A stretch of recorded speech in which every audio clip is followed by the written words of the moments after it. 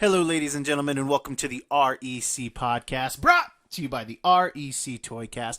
I'm your host, Roman Chavez, and with me, as always, Erik. Erik. What's going on, my dude? You can find us on the gram at REC Podcast. You can find myself at Roman REC Podcast, and you can follow yourself. Gulag_J_Wielden. Kids, What's up, man? we are having a giveaway. We're going to be talking about this until we get those views up and those subscribers up on the tube, the YouTube it is.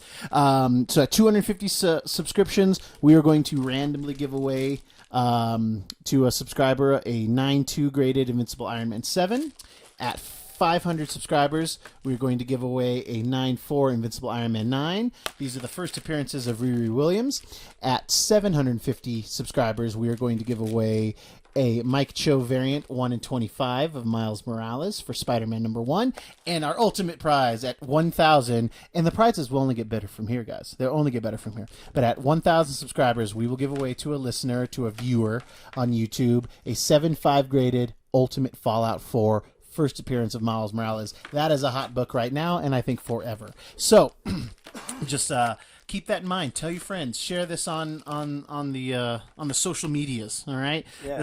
Let's get some views. Yeah, Let's get and some views. to the few or a lot that just subscribed in the last week, thank you. Oh my gosh! Seriously, we have thank you so noticed much. a lot more traffic, so it's working, guys. Yeah, and we thank really you. appreciate it. We want to make good shows, and we have other show ideas. That once we can get the traction, we got some cool stuff for you. coming down the line.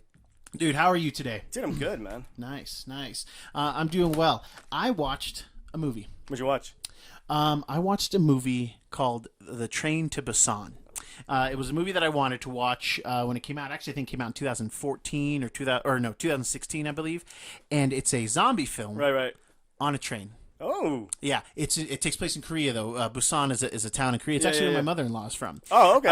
So I was like, ooh, when that came out, I was like, oh my gosh, that's awesome. I knew that was a town in Korea, so I thought it was like going to be like a romantic comedy. No, Like they meet on a train. Yeah, and they have like their encounter, and then he has to find her again. No, man, Busan. it's. I mean, it sounds beautiful. It sounds like a magical place. Yeah, sounds like a magical place. But no, it's a great movie. Yeah. It's about a dad who's workaholic.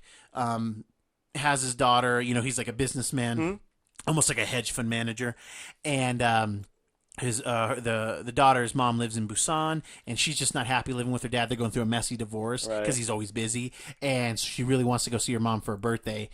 While they're right before they get on the train, like the zombie, you see other stuff happening. Yeah, like totally. we're seeing it in the news. It very much felt like a companion to World War Z. Oh, wow. Like it could be like you could have kind of woven in some of Sure. the footage into World War Z, and you wouldn't be lost. Wow. But it's a really cool. It's claustrophobic. Oh, totally. Being it was cool. Now I want to see zombies on a plane. Just like I guess we kind of did see that in World War Z, though. We did. Yeah, kind of. So yeah, but they didn't linger too much. No, which was probably enough. Sure. Whereas with the train, you have more cars to get into. Big time. Yeah. And super fun, great father-daughter stuff. It is sad. It's not really funny, but it is sad, and it is a pretty solid zombie film. Okay. Yeah, definitely one that man. if you I'll have to haven't check seen that it, out. Is it like on the Netflix? Yes, it is on Sweet, Netflix. okay. Yeah, my wife had seen it a few months back, or Right. maybe even like a year ago, and she was like, "Yeah, you got to watch this." And I had heard about it, and I was all about it. But like I said, if it's not, and I guess it's been on Netflix, so it's been accessible. But I don't watch zombie movies by myself. No. So I either had to watch it with my wife or with you. Yeah. And then finally, she was like, "Do you want to watch it?" And I was like, "Yes, let's watch it." Get down. It was intense. It was good. And then my wife, she's wonderful. She's like, "Well, before we go to bed, why? Because we watched it at night, obviously, because the kids had to go to sleep. Why don't we watch? There's a cool Netflix show called The Floor Is Lava." Oh, yeah. And it's an awesome game show. If you haven't checked that out on Netflix, it's totally worth it. I want to do it with you and AJ, or Andy and Cam. A team of 3, Sure. and it's literally like a grown-up version of The Floor Is Lava. Yeah. So we're watching this, we're having fun and everything, because my wife doesn't want me to have nightmares, because I always have nightmares after these movies, totally. and I don't wake up from my nightmares. So I gotta survive. And so, Erik, let me tell you something. My sweet wife, do you know what's more terrifying than running from zombies? What? Trying not to touch the floor because it's lava as well in your dream. So they're right there. If any of you aspiring film students, if you would like to do a movie, The Floor is Lava meets a zombie movie, it was terrifying. Oh my god, it was terrifying. So that even scares me a little bit. did not have the best night's sleep last night. Was not very refreshing, I guess, is where I'm at. Did you wake up feeling like a zombie? Man, yeah, I mean, it's a terrible joke, but yes, I did. It was quite the night. This was last night, so I'm a little tired today. Yeah, I'm a little tired today. I had to get that story out of my body, and now I can get past it. And you excised it. You got through it, man. I feel good. I'm here. I feel good. What's you. a film that has given you nightmares that you still like? You're still a little edgy about going for. I think I know what it is. White chicks. Oh yeah. You know what I'm gonna say. Is it Close Encounters? No, I actually don't mind that movie. Okay, so let's get this out. to. Let's get this out of the way for the audience. For our new viewers, one of Roman's biggest fears is zombies. Yes. Terrified of them. Yeah, I love zombie stories. But loves I them. love Loves them. them. But they actually give me like Legit nightmares. I watched the first Dawn of the Dead too young with my uncle, and while it was a cool movie, it scared me. It was a bit much. Oh my god, it scared me. So on in a similar fashion, I am terrified and obsessed with aliens, extraterrestrials. Well, actually, I like to call them transdimensional because we can get into this later. But anyway, I saw the movie Fire in the Sky. Way too young. Oh yeah, Fire in the Sky. And I had already been privy to Travis Walton's story through the show Sightings. Do you remember Sightings? Yeah. So that's what kind of terrified me with aliens. But actually, I'm actually making a movie about alien abduction that was supposedly true. Yeah. And then the movie's not that great, but that 10-minute scene where he's in the spaceship holds up. So and it's creepy. terrifying. It's I haven't watched it in years. Oh, but I rewatched it on creepy. YouTube probably a few months ago, and it's still terrifying. So Fire in the Sky. It still gives me nightmares. Wow. Yeah. Okay. Yeah. I mean, it's killer movie. Which one of those is Spielberg? Is it Close? Close Encounters of the Third Encounters Kind is Spielberg. Okay. Yeah, I don't even know who directed Fire in the Sky. Okay. It's not Big Lebo's not in that, is he? No. Starman. I'm getting a bunch of stuff confused right now. DB Sweeney. DB Sweeney. And then our boy T-1000 is in there. That's right. Robert Patrick. Yeah. His brother. I always get him confused with his brother Richard, who Yeah. plays in the band Filter. Yeah. I was gonna. Yeah, man, it's so funny. Like, and honestly, like it's at this point, I'm so used to getting zombie nightmares. Like, they're not even like that bad. It just sucks not being able to have like a great dream, because I don't remember my dreams very much. But when I watch a zombie movie, I remember. You remember it's so vivid. It's intense, man. It's so intense. It's crazy because like there's not a lot of things on YouTube about like people having encounters with zombies. Yeah. But I mean, I think maybe there is, but like alien stuff. Oh, I mean, there's always creepy stories about people. And let me be clear, guys. Like, I get that zombies aren't real, and I get that. Oh, but it's just that it's the it's a primal thing for me now. Yeah, it's a primal thing for me. Totally. And I mean, and especially once I saw 28 Days Later, like, this is like a virus that makes you just like angry, and then that like changed what zombies were for me. So yeah, and then it made it more feasible in a way, because it could be a virus that turns your brain into mush. Yeah, and then Train to Busan was fast zombies too. So, but there's a lot of cool twists in there. It was an interesting way. I love pancakes, and I got pancakes a different way. Oh, nice, man. You know what I mean? So, I mean, do you like the way the genre was going with this? Were they doing anything different? With this one, they did do some different stuff. Right. And then I liked how they really took it seriously. Sure. Yeah, they really took it seriously. I appreciated it. It's very much like, I bet you Robert Kirkman loved this movie. Oh, sweet. Like, it wouldn't shock me if he loved this movie. It was a very real take on it. It's very sweet. It does have a sad ending, but how was it not? Yeah. How was it not going to? But yeah, it was real solid. Sounds like they're on the right track. Yeah. Put on your sunglasses. I was too slow with it. Yeah, you need to have. Yeah, I'm gonna watch it. I'm gonna watch it. Yeah, you should check that one out. I am gonna have these times. Yeah, there you go. We do have to talk about something from our 2 episodes ago, I think, from 133, when we were talking about Michael Bay and Megan Fox. Well, apparently Megan Fox has come out and says that she didn't feel preyed upon. Right. So I just want to put that out there. I think that came out. We're going to acknowledge it, but we're going to own the fact that Megan Fox was not feeling victimized, right? Yeah. Is that what That's happened? how she put it. That's how she put it. But the stories were still true. it's starting to feel a little murky. It's starting to feel a little murky. So I don't want to linger on it, but no, I want to either, acknowledge but, it. just want to say that, yeah. I think the subject matter still made for an interesting conversation, so I'm glad that we had it. But I don't want to be one of those guys that's like, oh, Michael Bay is the worst guy because of the story I heard, third, fourth hand. Sure. And then, to have the victim, come out and say, oh, it wasn't that way. Okay. Okay, fine. Yeah. Hey, if she says that it wasn't that way, then okay. Yeah. Yeah. So I just wanted to touch base on that. Sure. We also had some more sad news. For how many weeks in a row? Famed Marvel and DC colorist inker Joe Sinnott passed away at the ripe age of 93. He had a long run. Great run. Yeah. World War II vet. Worked for Marvel when it was still Timely Comics, I believe. Wow. I'm not gonna. Almost the Atlas years. Oh, he's like one of the founders of Atlas. Oh, wow. Yeah, like he's like part of that like ilk. Jeez. So Atlas was a weird division of Marvel at one point in time. Yeah. But I just want to again, a lot of these guys, especially in the comic book industry, they die and nobody talks about them. It's people in the industry talk about them, like it was all over the place with people posting their Joe Sinnott autographs and little sketches and this and that they got. I mean, the guy was still fairly active in the con scene for being in his late 80s and 90s. Totally, yeah. And it's just shout out to Joe Sinnott. Rest in peace.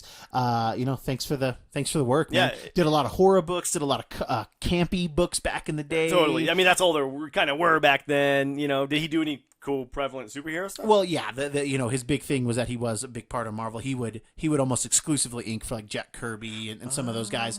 And I found a fun quote because I'm not going to be like, oh, I know everything about Joe Sinnott, but I found a fun quote from Stan, and I'm paraphrasing, where he was like, he would have pencilers talk to him and be like, hey, make sure Joe inks my work. Oh, wow. Because Joe makes my work pop. Basically. Yeah, yeah. So obviously Jack Kirby's not like Joe makes my work pop, but these the back in the day, like he was the man. Yeah, I mean, I think he was still, if I read this properly, he was still inking a Sunday Spider-Man comic book in like a newspaper somewhere. So that's awesome. Yeah, the guy was a legend. Yeah, yeah. Like I said, still active in the con circuit up until I think even a couple years ago. So, big deal, and rest in peace, man. Rest in peace to the unsung hero, the inker. Yes. And to Homeboy. That's a bummer. Yep. And one more, guys. I know. This one, but this is a biggie. This is a biggie too. I mean, not to trivialize the last one, but this is a shock to me. Joel Schumacher passed away. Joel Schumacher. Just a household name for us. Did arguably the two worst Batman movies, but arguably the funnest Batman movies. Sure. Like more serialized. Yeah, definitely. I mean, basically, he did a teenager's interpretation of Adam West Batman. That's what he did. It was like somebody in the 90s, in the extreme 90s, they watched 66 Batman, and they were like, dude, let's do that now. That's what those two movies are. They are That's like the best way I've ever heard it put, dude. Seriously. They're Adam West on some type of designer drug. Okay? That's about right. Oh, my God, that's about right, I never thought about that. Oh, my God, that's what they are. dude. They're campy, they're fun, and guys, I enjoy those better than a lot of superhero movies. They're terrible. I understand they're terrible, but they're so terrible they're fun. They're meant to cult be fun. classic-y. They're meant to be fun. I think that was, he even had a quote saying, like, listen, it was a comic book movie, and that's how I approached it. Yeah. Maybe I don't think he understood where Batman was going in the 90s. No, and he even like said that later. He's like, sorry guys, that was not a great movie. Like, I get it. That was the thing with Joel Schumacher. I guess, like, everybody who trashed his movies, all these critics, like, he would actually offer to go get coffee with them, and and these critics would go in there, like, hating him. Yeah. And then leave, like, he's a really good man. Sure. Like, he's a good dude. Yeah. And because I guess he was so nice and elegant and just would try to get his points across and try to understand what the critics were coming from. And, yeah, I guess he's one of the most, like, kind of beloved people in Hollywood just because he was so understanding. And wanted to hear people's points of view, like, okay, tell me why it was bad. Yeah. Well, and that's good. The guy always seemed like he was having a lot of fun. He always seemed like I would say in those movies. Sure. Because, I mean, come on. I mean, Time to Kill. Time to Kill is a heavy watch, man. I mean, still, arguably. I hope people are watching it now with the current climate, It rings too true, man. Dude, it's such a great movie. It's such a good movie. I've never seen St. Elmo's Fire, which gets tons of, like, praise. Sure. And, guys, I love movies, and I watch a ton of movies. But also, if I miss a movie, it's not the end of the world. So it makes my list of movies to watch, I mean, it's even it's fun, worth the spin. more fun. Watch it. I mean, I got to give a shout out to The Lost Boys. Oh, of course. Come on, man. Of course. Because that's an amazing effing movie. In another cult classic, Phone Booth. I enjoyed Phone Booth. I really did. I really like the concept. I mean, if you're going to do a movie with a guy trapped in a phone booth for, an hour and a half, Right. 90 minutes or whatever. Well, I guess it's an hour and a half. Yeah. I mean, that's the way to do it. Yeah. Yeah. It was tense. Yeah. It had the tension in there. And then, of course, we got to give a shout out to 8mm, which when I heard he directed that, I was like, Joel Schumacher did this? Makes total sense in hindsight. In hindsight. I mean, but a very gritty, dark movie, Nicolas Cage vehicle. It's a rough watch. Actually, it's a good noir movie. You're skipping one that we really like. Oh, I was waiting for you to bring it up. Falling Down. There you go. Yeah, Falling Down. Solid Arguably movie. one of my favorite movies. Hands down. I love it. I rewatch it once a year. It's one of those movies that I forget about all the time, Right. and then somebody says, "Have you ever seen Falling Down?" I'm like, "Yeah."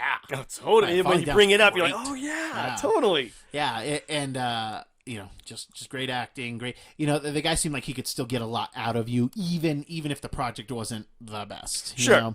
I mean, if you And- got the script for that, you'd be like, okay, what am I supposed to do with that? And my favorite Batman from those 4 original Batman films is Val Kilmer. So That's right. Yeah, That's right. You have admitted that. So that's So the guy's got quite the history in Hollywood. Yeah, it bums me out. And again, obviously we're seeing this, and we're gonna probably keep seeing it more with old Hollywood dying on us.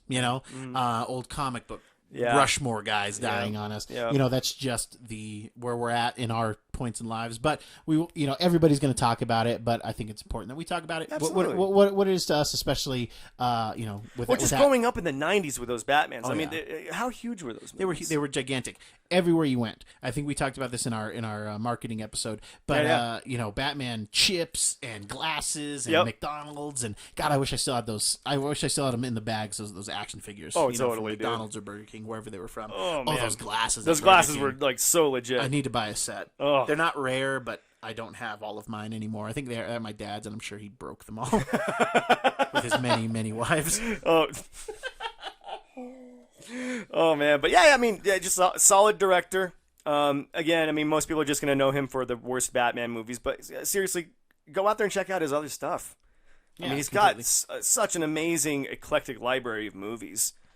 I mean, anywhere from the neon lit Batmans to the gritty Falling Downs and the phone booths and an 8mm. Yeah, right.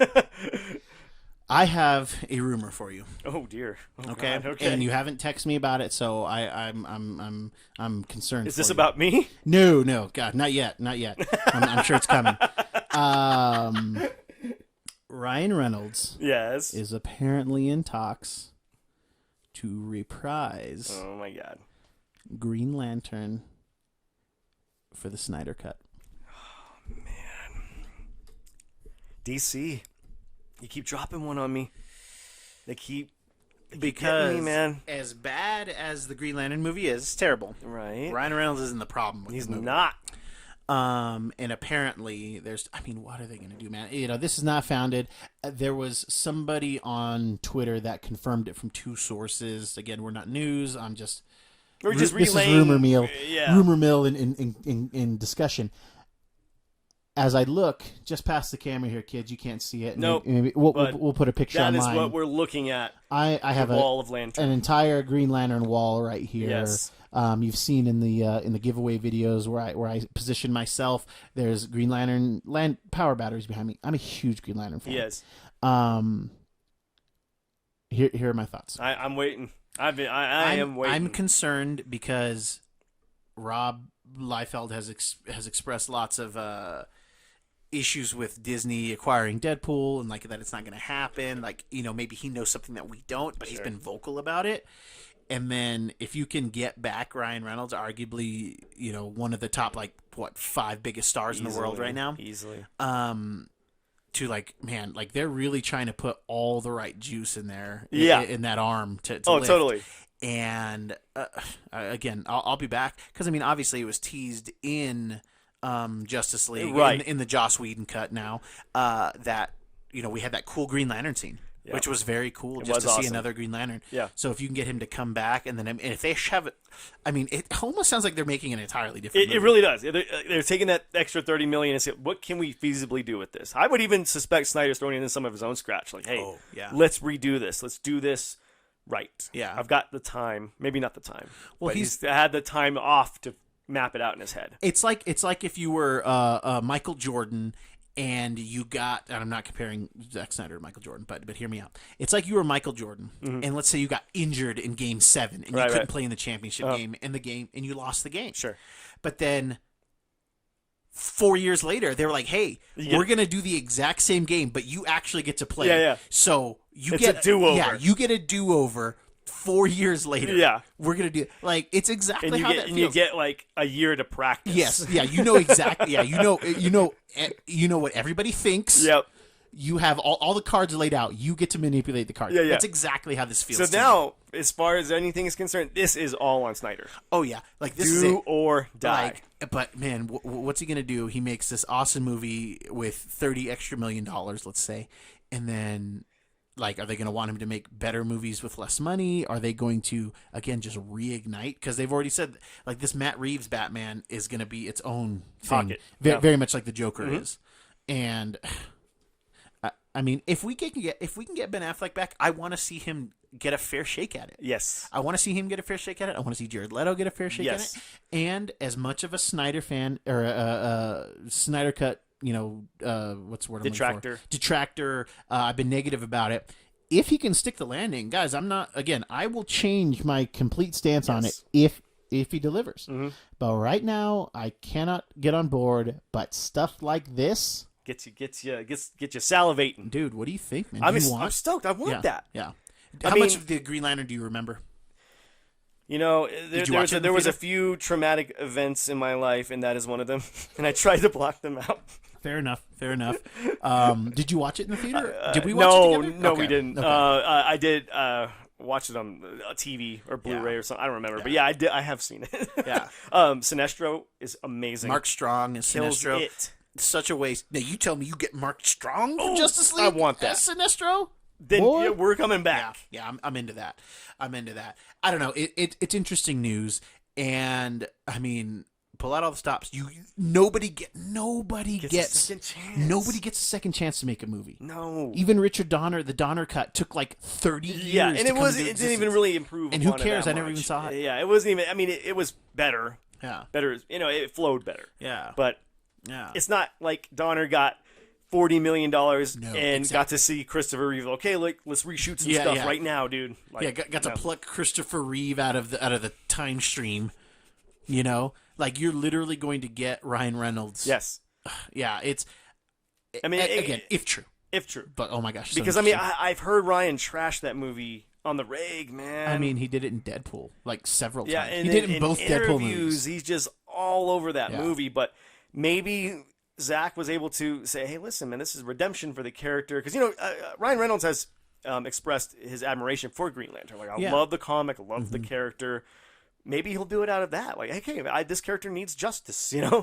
I wonder if the San Diego Comic-Con exclusive cover with kind of Ryan Reynolds like drawn face is going to go up anywhere. I'm gonna have to check that out. Oh yeah, look into that. If it happens, it might be worth a spec buy.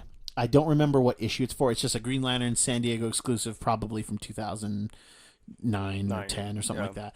But it's actually like his drawn face on the cover, which is just like such a weird way to sell Green Lantern. But like I get it too. It's marketing. It's Ryan. It's Ryan. And he's handsome. Yeah. Again, huge Green Lantern fan. Any way that I can get more Green Lantern, because they're talking about, since they're going to be doing the Snyder thing, it's going to be so interesting. They're talking about doing the Snyder thing on HBO Max. Right. Well, remember, they're talking about doing that Green Lantern Corps show on HBO Max. Yes. So is this going to segue into that? Is Reynolds being like, hey, why don't we go to, I'll do some HBO Max Green Lantern stuff. Why not? Yeah. Maybe it gives them a chance to be in one spot. The Warner Brothers shoots in Vancouver a lot. He's Canadian. So it's very possible. I don't know. It is a cool rumor. Yeah, I'm into the rumor more than anything. Yeah. I'm into the hope. Yeah. They're not Blue Lanterns, though, bro. They're not Blue Lanterns. Okay. And I texted you the other day, and Yes. this got me thinking, and I asked, so a lot of the stuff for the show, we do talk a little bit beforehand. There's a little prep. But we like to have just a conversation with you guys. Yeah. Let me ask you this. Mm-hmm.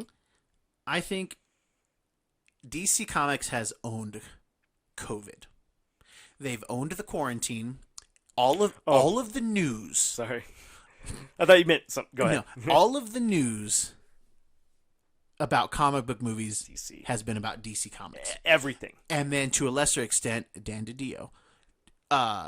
Lunar Publishing. Right. Like DC fandom. has exactly, dude. DC is like, hey guys, you're bored. We can focus the camera.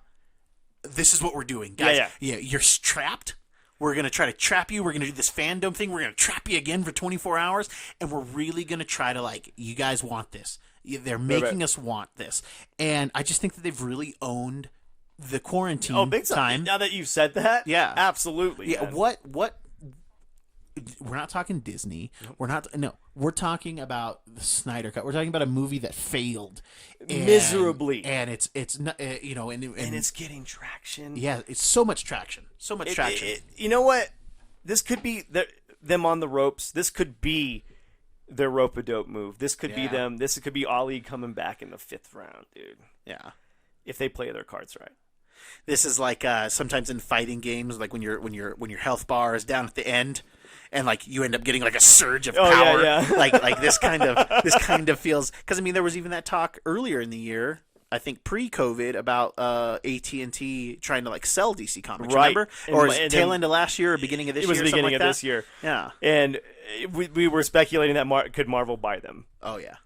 But that would be considered a monopoly, so I don't think they could necessarily do it, right? To an extent, but I just don't know that.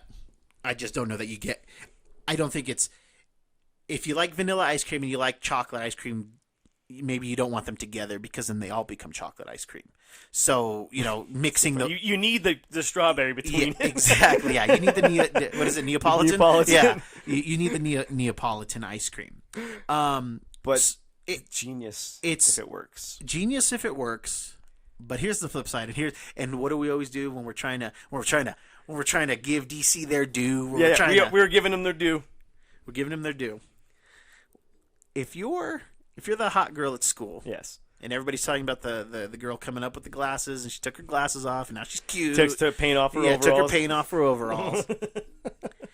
We're not hearing anything from Marvel. Nope. So, I mean, are they the sleeping giant? Are they the sleeping dragon? Did we forget about Dre? Is that what's happening right now? I think we did. I think we did, man. We're, Black Widow moved, and Eternals needs to do some reshoots. Like it seems like people were just like trying to focus on the negative. I don't know. It feels like a big hater situation. Yes. And it's weird. It's part of the scene. It is. It is. It kind of is. And then I think DC just took their lumps, and they saw potential in this shutdown quarantine thing, and then they got together. Jim Lee's like, okay, what are we doing? And then they were like, listen, we got some ideas. Yeah. People are locked down. Let's give them stuff to talk about. Yeah. Let's give them stuff to be on social, because what do you do all day when you can't go to work? You're on social media. Yeah. Marvel is that weekly sitcom that you get what you want. You know you're gonna have a good time. Sure. And then COVID shut the show down. Yeah. And then DC did this awesome TikTok video, and now we're all talking about it. Right. And I mean, just stuff like this. I mean, it's weekly. Yeah. It's absolutely weekly that there's something in the DC extended universe. Yeah, we've been talking for the last how many weeks? It's weird how it's grown. Yeah. In DC talk, it would go from one passing thing like, so and so, to now we're kind of doing a whole show on it. Yeah. Oh, yeah. Remember when all of the DC talk was just like, I heard Zoe Kravitz is going to be in the Batman. Yeah. And now it's like pretty serious things. I feel like Warner Brothers is killing old Hollywood. Yes. And released COVID. and released COVID to trap us. And then, just like, hey, we got some fire, but they won't accept the fire unless they're scared to go outside. Yeah. Oh my God. I don't know, man. I mean, hats off to them. Yeah. Bravo. Sure. Because it seems like that's what they're doing. Yeah. I mean, it'd be dumb if they weren't doing this. You know what I mean? It's such a cool way to market yourself, your company, and pull it off though. You've got to pull this off. Yeah. If you don't, you're going to fail again. Yeah, because there was no simmer. No. There was no simmer. You got to let it simmer. Yeah. Now, right now, I'd argue that Marvel's letting it simmer.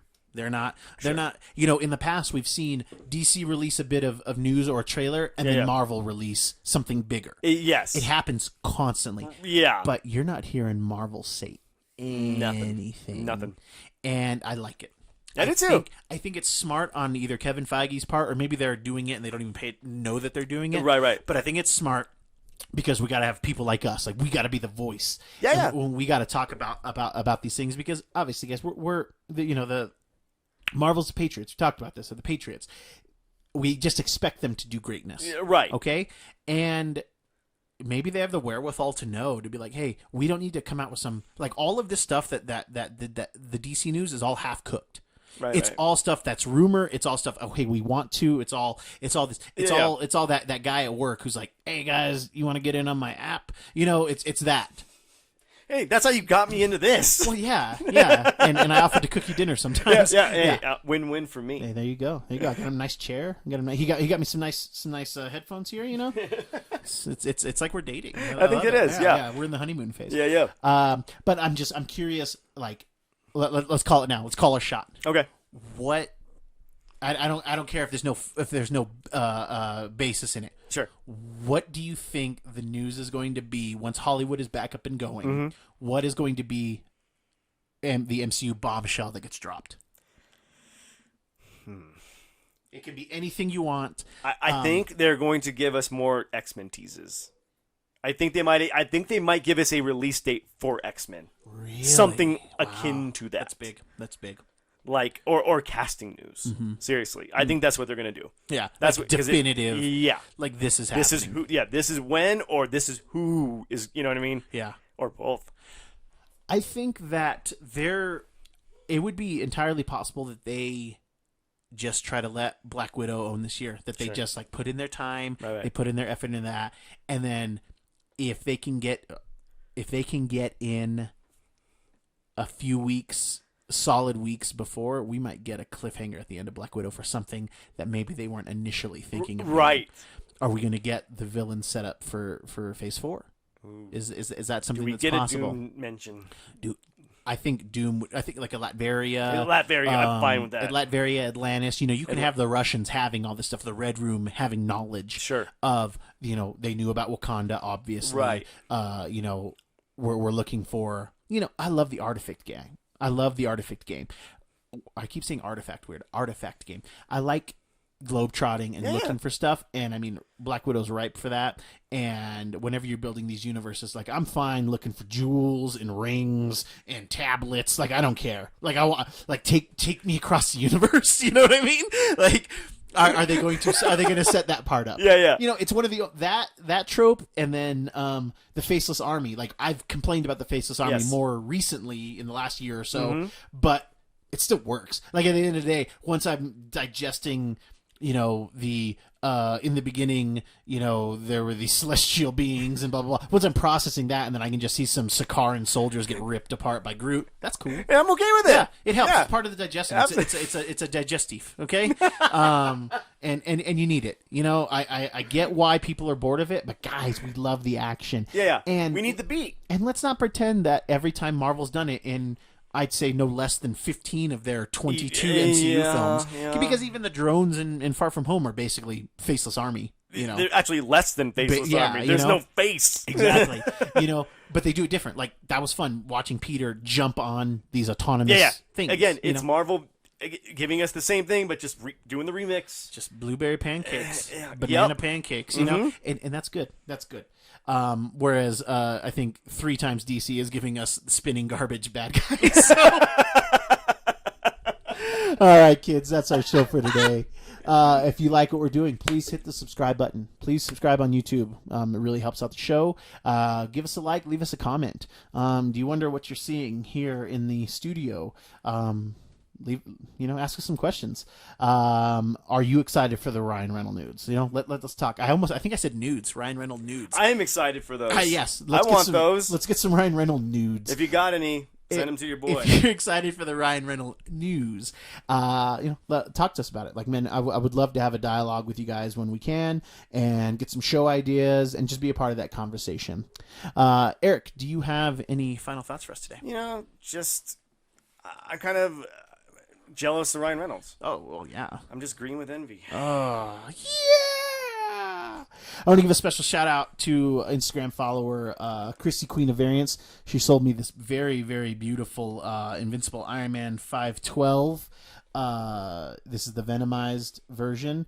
She gave it to me at quite the steal of a price, and I just want to give a shout out to her. Thank you for that sale on Instagram. Kids, I've been your host, Roman Chavez. I'm still Eric Icarus. And we will catch you on the next podcast.